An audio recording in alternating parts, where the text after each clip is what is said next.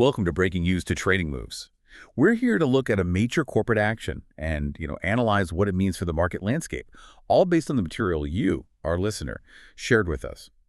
Today, the headline is pretty straightforward.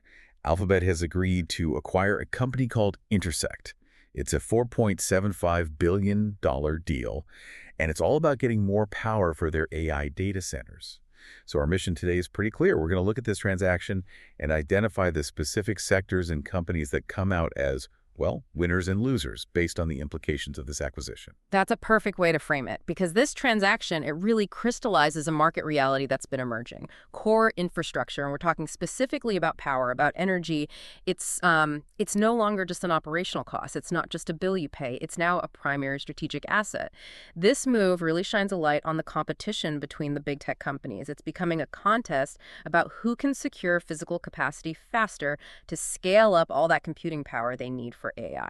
Okay, so let's set the stage by looking at the core transaction itself, because the driver here is AI's incredible, almost insatiable need for power.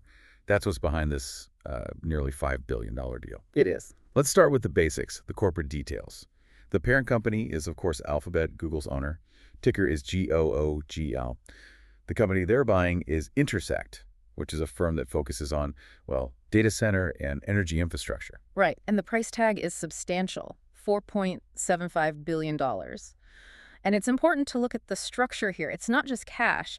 It's structured as cash plus the assumption of existing debt. What does that tell you? That structure? It tells you this isn't just a simple purchase. It points to a very deliberate, maybe even urgent corporate strategy. They're not just buying a plan on a piece of paper. They're acquiring operational assets and, just as importantly, the expertise that comes with them. So let's talk about the strategic rationale. Yeah. Why do this at all? Well, that's really the key insight. The deal isn't about software or some new patent. It is explicitly framed as a way to accelerate energy development. The goal is simple: get power generation and data center capacity online faster, specifically to serve Google's U.S. footprint. And when you put that in the context of the AI competition, it starts to make a lot of sense. It becomes crystal clear. Every new AI model, every advance, it requires exponentially more computing power. And that translates directly into massive, escalating electricity needs. So what Alphabet is doing here is making a proactive move. They're trying to lock in that energy access now. They want to control their own pace of deployment instead of, waiting around for the utilities or the market. Which brings us to this idea of electricity itself. It's not just a utility anymore. Historically, if you ran a factory, electricity was just part of the overhead. You paid the bill, the lights stayed on. But the analysis here suggests that perception is really changing. For these AI hyperscalers, it's now a core strategic input. That reclassification from a simple commodity to a strategic asset is arguably the most critical takeaway from this whole thing. By securing this input first, by essentially building their own power plants right next to their data centers, a company like Alphabet, well, they believe they can scale their compute capacity faster than any competitor who is stuck negotiating with traditional utilities. And that speed could give them a real advantage. A substantial advantage. It could affect the timing of new AI product rollouts, the capacity they can offer on Google Cloud, and maybe most importantly, it gives them long-term stability on their operating costs. Let's talk about that for a second, the cost stability. How does owning the power source actually give them that? Okay, so when you control the whole supply chain, from the solar panel or the gas turbine all the way to the server rack, you cut out a lot of volatility. Traditional utilities have prices subject to fuel costs, regulations, transmission fees, all sorts of things. Things outside of your control. Exactly.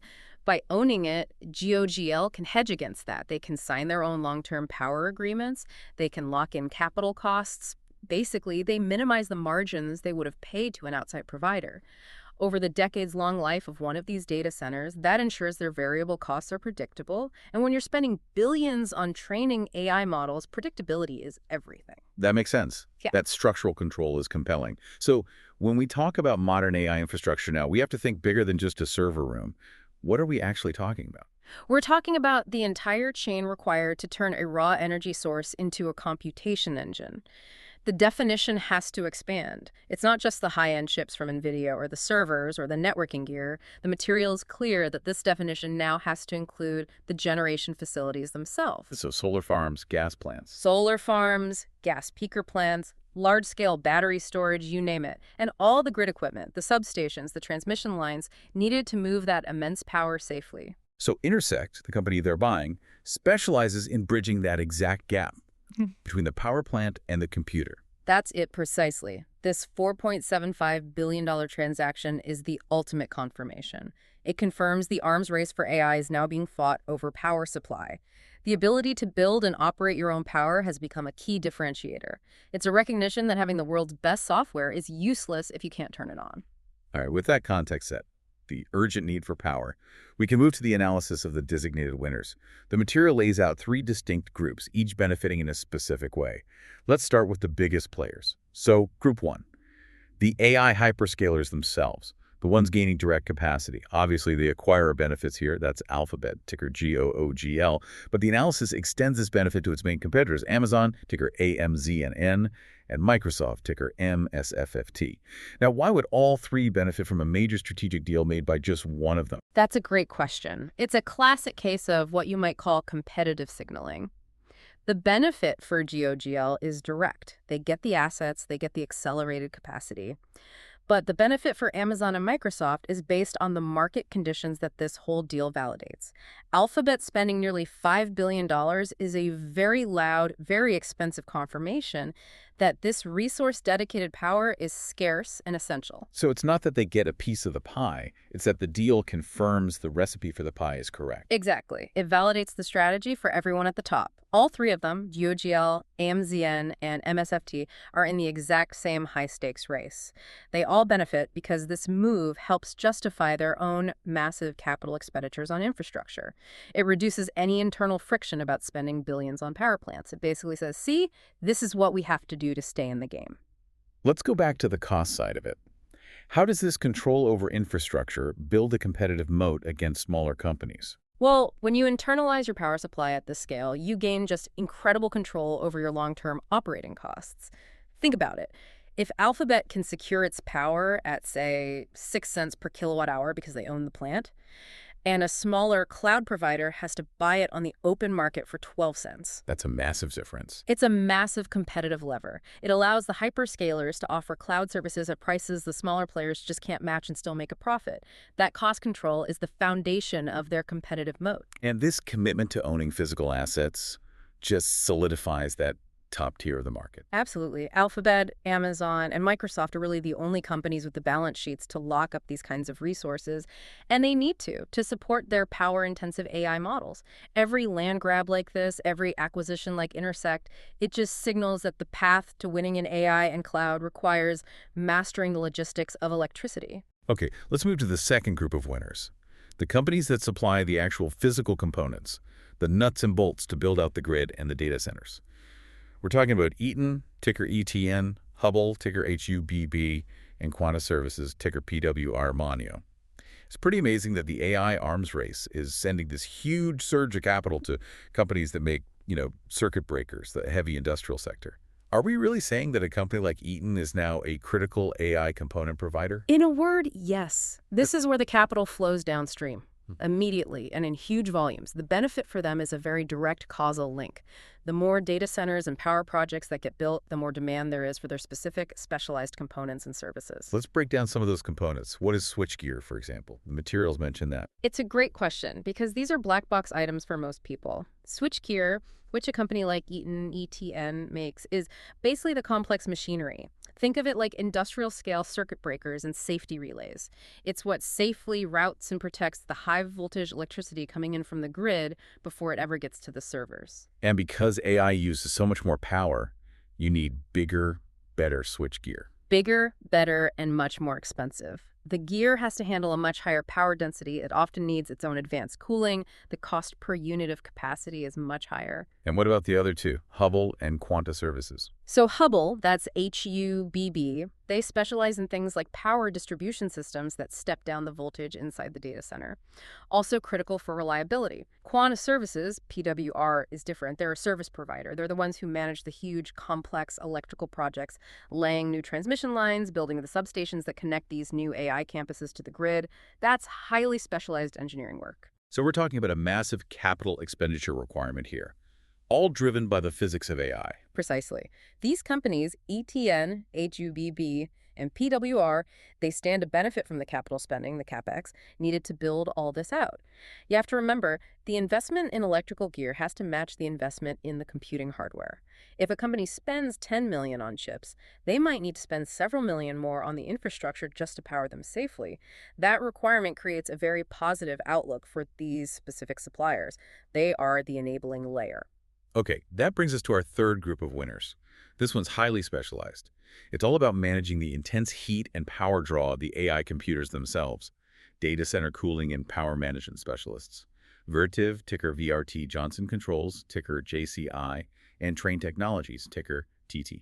Right, and this group benefits because of the unique physics challenge of modern AI hardware. Let's use an analogy. A standard server rack in a traditional data center might draw the power of a kitchen oven. A rack full of high-end AI processors, though, draws power that's closer to a small blast furnace. A blast furnace. It's an incredible concentration of energy, and all that energy becomes heat. And I'm guessing that at blast furnace levels of heat, a standard air conditioner isn't going to cut it. Not even close. It requires a total rethink of cooling. Many new facilities are moving past air cooling entirely. They're moving to liquid-based systems or even immersion cooling. That's where you literally submerge the servers in a non-conductive fluid to draw the heat away more efficiently. It's a massive change in data center design. And what about the power management part of it? It's just as crucial. The cost of downtime when you're training a huge AI model, which can take weeks and thousands of GPUs, is astronomical. So there is absolutely zero tolerance for failure. A company like Vertiv, VRT, specializes in the uninterruptible power supplies, the UPS systems, and the thermal management to ensure that continuous operation, even if the grid hiccups for a split second. So if you translate that technical need into dollars and cents, the cost for this specialized gear must be going up. It is. The capex per site is driven way up. When a hyperscaler builds a new AI data center, the slice of the budget for cooling and power reliability is much, much bigger than in a traditional facility. The overall cost per megawatt skyrockets, and that translates directly into more business for these specialists like VRT, JCI, and TT. They're selling mission-critical, indispensable technology. And for companies like Johnson Controls and Train, who we might associate with, office building HVAC, their inclusion here really shows how broad the AI supply chain is becoming. It certainly does. Their expertise in large-scale cooling is being adapted for these industrial-scale problems. Vertiv might focus on the gear inside the server room, but JCI and TT are crucial for the massive chiller plants outside the building that have to get rid of all that waste heat. It's a huge engineering challenge. Okay, so now let's flip the coin. We have to look at the other side of the market ledger. While Alphabet's deal creates these beneficiaries, it also creates headwinds for others. We have three groups here as well. Let's start with the first group, colocation and data center REITs. These are the real estate investment trusts that rent out data center space. Companies like Equinix, ticker EQIX, Digital Realty Trust, DLR, and Iron Mountain, IRM. Why does a hyperscaler buying its own power infrastructure put pressure on these guys? They still have thousands of other customers. The primary pressure comes from this accelerating trend towards self-build. Let's use an analogy. Imagine these REITs own a massive, successful luxury apartment building, and their tenants are corporations. Well, when your biggest tenants, led by Alphabet, start buying their own land and power to build their own massive apartment complexes, it means they're not going to be renting from you anymore, at least not for their future growth. So they're losing their biggest, fastest-growing customers to this do-it-yourself trend. Precisely. It reduces what's called incremental demand for their core product, which is colocation. Colocation relies on these big customers needing flexible, ready-to-go space. But if the biggest and fastest-growing customers are now choosing to build their own, that just takes a huge chunk of potential business off the table for the REITs. And what's the ultimate consequence of that for their business model? It can really weaken their pricing power. Historically, demand was so high they could command premium prices, but if the biggest slice of the AI growth is happening outside their facilities, in these self-built campuses, they miss out. They still serve a very important part of the market, the enterprise and connectivity needs, but they're not capturing the massive scale of the core AI workloads. Okay, that makes sense. Let's move to the second group facing some pressure. Utility generators with less AI-specific upside. We're looking at companies like PG&E, ticker PTG, Edison International, EIX, and Consolidated Edison, ED. Now wait a minute. If AI demand for power is going through the roof, wouldn't all utilities just see higher revenue? Why is this a loss? That's a very sharp question. And the key here is the concept of relative opportunity cost, not absolute loss. These big general utilities will absolutely see more demand. They're not going out of business. The pressure comes from where the most profitable growth is happening. If the new power supply is getting tied up in these dedicated direct projects like the ones Alphabet is acquiring, then the general utilities may see less of the incremental benefit from the AI boom. So a traditional utility is serving everyone under a regulated rate. Meanwhile, Alphabet is building its own power source or signing its own special contracts. The utility misses out on that hyper-growth premium customer. That's the core of the relative loss. A general utility has to go through years of planning and regulatory approvals to build new generation. The specialized infrastructure that Intersect builds is tailored for the immediate, massive needs of an AI data center. It's faster and more direct. So the biggest financial rewards are going to the players who can secure those direct contracts for AI loads. The growth for the traditional utility will be steady, but it won't be at the same pace or have the same profit margins as the AI infrastructure winners. They're getting outmaneuvered. Okay. Finally, let's turn to the third group. Second-tier hosting and enterprise data center operators. The companies listed here are Western Digital, WDC, Hewlett-Packard Enterprise, HPE, and NetApp, NTAP. These companies often sell storage and other hardware to businesses. Right. And the pressure on them comes down to a pricing squeeze caused by the massive scale of the hyperscalers. As UOGL, AMZN, and MSFT secure their own power and cut their unit costs through internalization, they create a very difficult competitive landscape. Smaller providers just don't have that scale. They can't get the same bulk discounts on chips, on storage, and definitely not on power. So what's the end result for these smaller players who are operating in the shadow of these giants? They face much tougher pricing conditions. They either have to compete on price against companies with way lower operating costs, which is a race they can't win, or they have to find a very specific niche to survive in. They also face challenges keeping their customers.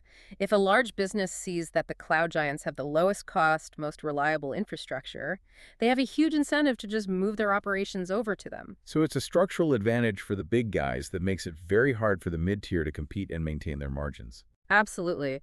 Companies like WDC, HPE, and NTAP, they rely on selling to a broad market of thousands of businesses. If their main customers are all migrating their big workloads to the three major cloud providers, then demand for their traditional products can get diluted. Their market either shifts to selling to the hyperscalers themselves, where margins are thin, or to servicing legacy systems, which is a slow growth area. That consolidation of infrastructure creates a powerful barrier. This has been a really thorough look at this transaction. To recap the main takeaway then, this $4.75 billion acquisition of Intersect by Alphabet, GOOGL, it confirms that electricity and the infrastructure around it are really the new frontiers of AI competition. We've seen how this creates winners in infrastructure and cooling companies like Eaton, ETN, and Vertiv, VRT, while putting pressure on traditional hosting and general utility providers. And my final synthesis for you, the listener, is this. If you follow the capital, it reveals the immediate priorities of the market's biggest players. This huge outlay of money confirms that in the race for AI, control of essential inputs, power, and cooling leads directly to control of your growth and your costs. The battle for AI compute is being fought on the power grid just as much as it's being fought in the chip factories. It shows that just having the fastest chips isn't enough. You have to have the dedicated capacity to run them day in and day out. So the next time you see a headline about some new AI breakthrough, maybe pause and ask yourself, where is the electricity for that coming from, and who is benefiting from building the infrastructure that provides it? And we do have to remind you, this discussion is based on an analysis of the provided material. This is not financial advice or any kind of recommendation to buy or sell securities. This is purely the opinion of the author.